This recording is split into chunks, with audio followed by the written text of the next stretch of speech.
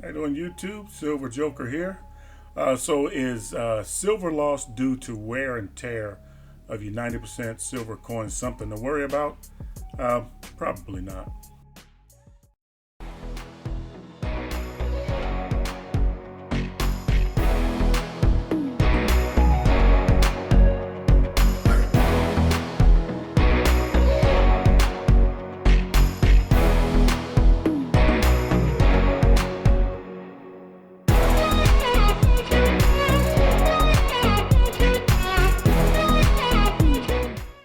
There's a question that I get a lot on my channel where people are concerned about the silver loss. I mean, that's what kind of keeps them away from that. It's like, okay, so there may be some silver loss. Obvious, if you come through and and the silver's almost transparent with the wear, of course you're gonna have an issue with that. Or if it's made for jewelry and it's punched full of holes or whatever. But if it looks like silver, from my point of view, from my experience, it's usually just accepted for what it is. A good telltale sign to determine whether your dealer is worried about silver loss and whether you should be or not, because you're buying and selling maybe with the same dealers. If they go by a face amount and a multiplier of the face amount, they're not really considering loss. If you take it to a dealer and he throws your dimes on a scale, then they're going by loss. And then they're going based on the weight versus, it's 90% silver, and they're calculating how much silver is actually there.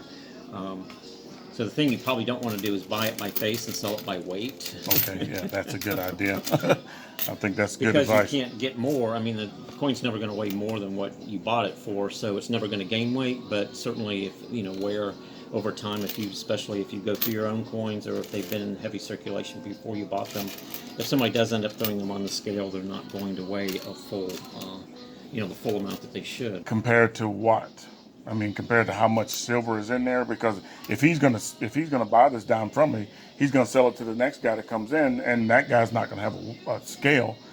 I mean, my whole thing behind that is, when these coins were accepted, when they were used as currency, you didn't walk around with a scale in your pocket. You just, if it was a quarter, you pull out a quarter, and you get just like anything else. So I'm thinking that it's the accepted value that we put on it more so than the technical weight of it. Well, I agree, and like I say, that depending on if you walk into a dealer and the first thing you want to do is throw your 90% on a scale, they're looking to buy it for less than face value. And if they're selling it, then on face value, they're looking to make that little bit up of loss. But if they buy and sell based on face value of the coin, then they're attributing a certain amount to the original weight of this coin, and 90% of that is silver, and that's the basis of their calculation of how much silver's in that. Right. When you buy bags of silver, if you buy a $100 bag face, or $500 face bag, or $1,000 face bag, it's a face bag. It's face value of coin. Yes, there is a little bit of loss of silver. So the calculation typically in the $500 and the $100 and the $1,000 face bags, they're supposed to be 0.72 ounces of silver per dollar. The number they'll use when they do larger amounts, they will use 0.715 in terms of the amount of silver in there, because they're attributing a little bit to silver loss.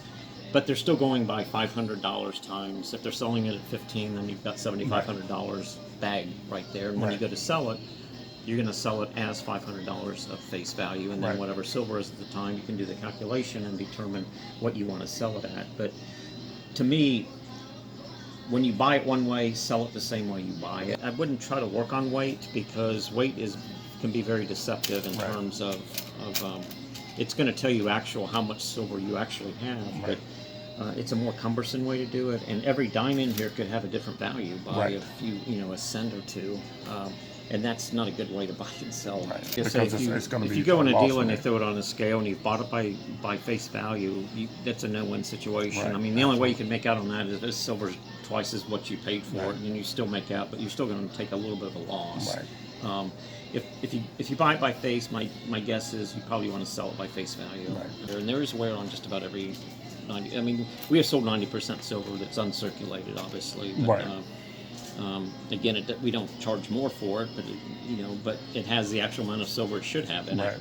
So why would you charge more? Just because it looks pretty doesn't necessarily make it more absolutely more expensive, I agree especially with that. on the common things. So to me, if you're going to buy one way, sell the same way. If you can buy it by weight, you can probably pay a little less. And if you sell it by face, you can actually make out that way. So the key is, I think, if most places are going to do it a multiplier of face value. Right.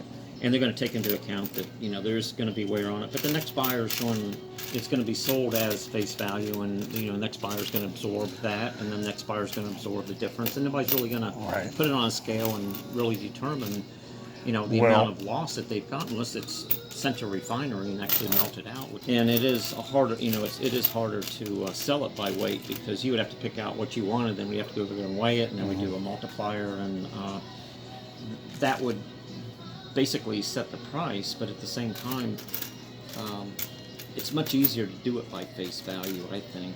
It's easier for the buyer to calculate. They can call a dealer and say, what are you paying for 90% silver today? And they might tell you, you know, we're paying so much per dollar. And then you can do your calculation. Well, I want to sell $20 worth today because this is what I'll get. You don't have to worry about him putting it on a scale, or putting it on a scale and saying, you know, this is a little light, so I got to pay you a little less. And if you do, then, you know, I mean, it isn't going to be that much less. I'd like to see some, I mean, there are some, you know, Barber dimes and Barber quarters that have been in 90% silver that they are paper thin. I mean, a lot of people are, you know, kind of scared away from 90% silver because they're afraid that they're going to have a hard time selling it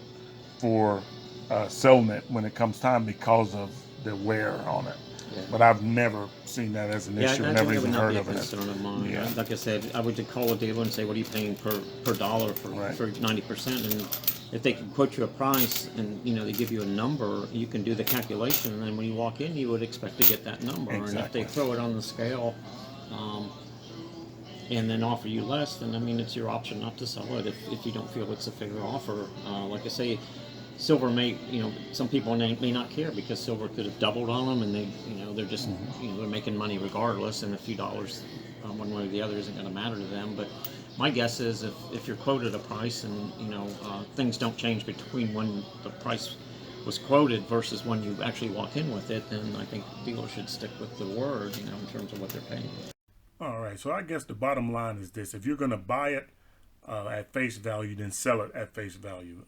Don't get caught up in the waste. And I think very few, I mean, I have never come across a local coin store seller or any dealer that I've ever dealt with that sold 90% silver by weight. It's always been by face value. Even if you go online and the big bullion dealers online, it's always done by face value, and they sell them in these big face value bags. Now, the only issue you may have when it comes to your 90% silver and wear is if there's a lot of obvious wear. I mean, if you can't even really tell what's on the face of it, or if it's punched full of holes because somebody made jewelry out of it, then I would say you're probably going to have your local coin seller, depending on how much you have, he's probably going to want to weigh that just to make sure that he's going to get the value of silver that is in there. Now, if it's a little bit of silver loss, I don't think they're going to really care too much about that, because this bullion dealer is going to sell it at face value, so the next bullion dealer is going to sell it at face value, and you're going to buy it at face value. So everybody's going to assume that the silver that's in your coins are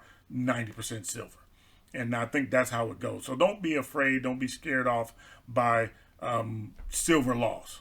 Now, obviously, you don't want to buy a bunch of really worn down, paper thin silver coins, but if you buy just your average 90% silver coins, I think you'll be okay.